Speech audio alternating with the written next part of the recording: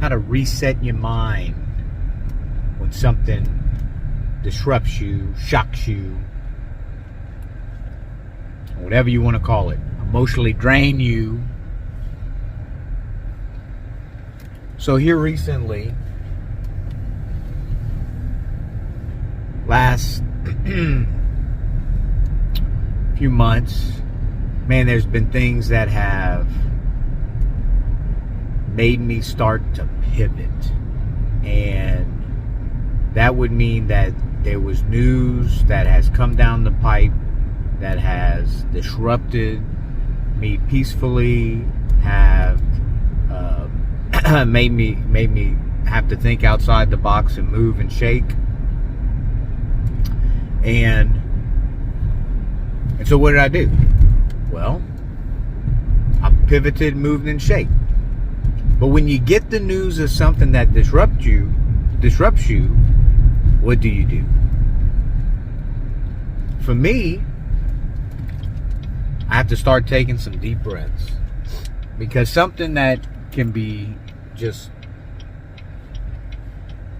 tough to hear, tough to experience emotionally, you first need to take a second and take some deep breaths. Calm your inner self down a little bit. So take some deep breaths. Second thing is write it down, because when you write it down, you get it out of your head. If you can get it out of your head, you can look at it from a solving problem mode, then a emotional mode. Okay? Now you've written it down, you have a problem to solve.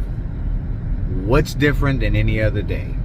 Well, this one's a big problem. Okay. Well, what do we do now? Well, the same way you're going to solve a small problem is you figure out what can you do, whether it's small baby steps or big steps, into solving it. All the while, you're still taking your deep breath and you're trying to get it out of your brain. Me personally, I go an extra mile and I ask God to help me out in solving this problem. And so once I have some solutions written out, some of them may not be good at all. Some may just be crappy. You pick the best one, all right? And once again, you might have some not so good answers or solutions, but you pick the best one out of there and you start working forward at it. And that'll lead you to something else. Now, what other thing that is, I don't know. But it's interesting to watch problems being solved, especially when they're big problems and they're complex. When you start taking that step by step, what I just told you, because what happens is something will happen along the way. And it may not even be that day, may not even be that week, may not even be that month. But if you're looking at it from a problem-solving mentality, and you get rid of the emotion of what it's causing you, and for me, you ask God to help you out, something will happen. And even if it's negative, find the positive. Find the positive. Quick story.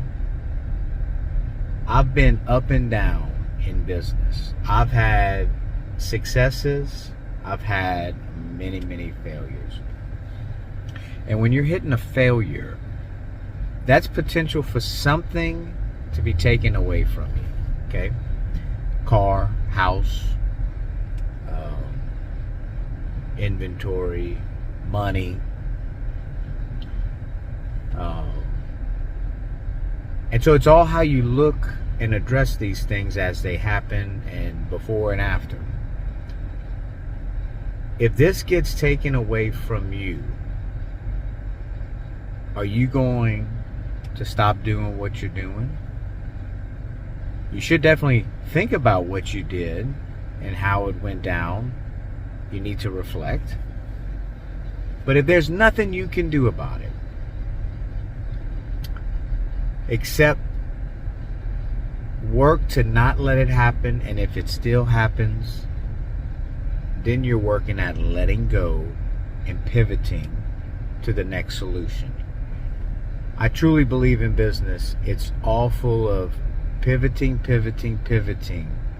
for the next solution of whatever problem you have to solve, until you start reaching some pinnacles that I have not reached yet of, okay, you've solved enough, now this thing is operating. Which I say that, no, I've reached those steps before. I saying this out loud to you guys.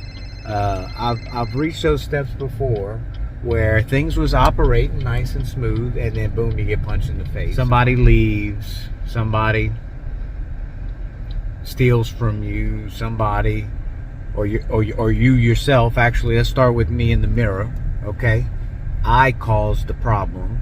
I caused this thing to happen. And then you learn and you pivot and you roll on. And you just keep addressing problems every day.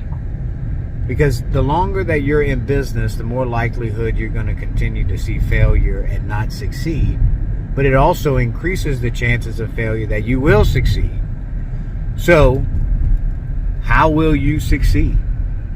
Will you look at it as a failure that, oh my gosh, I'm going to have to go do it again tomorrow? Or will you look at it as, man, I am one failure away from something that'll change my life. One door opening, one day, one post, one whatever. And I would rather look at it on the optimistic side. And I'm extremely guilty of being overly optimistic, and that's something that I have to continue to work on day to day, because that's a failure for me to be overly optimistic. But I like living outside of a different reality than what people see right there in front of you. So I start pushing myself into that direction whenever I get news, and I have to focus on, okay, my breathing, writing it down, looking at it, asking God for help, and then turn around and just work at the problem as much as I can, and ultimately work at the other things that'll help me solve that problem. And when you start having significant problems, and your resources are shrinking up over it, finances and ability to borrow, then you have to push yourself to figure out, man, what are things that is producing these resources, sales, and what can I do to be better at it? So anyway, I'm gonna start promoting myself as a coach. And so if anybody watches this all the way to the end and they would like just some guidance on whatever particular issue, reach out to me and let me know. We'll connect and have a free conversation. I'd like to learn about other people's businesses, and I've got enough under my belt to help out anybody who's going through anything. So just reach out.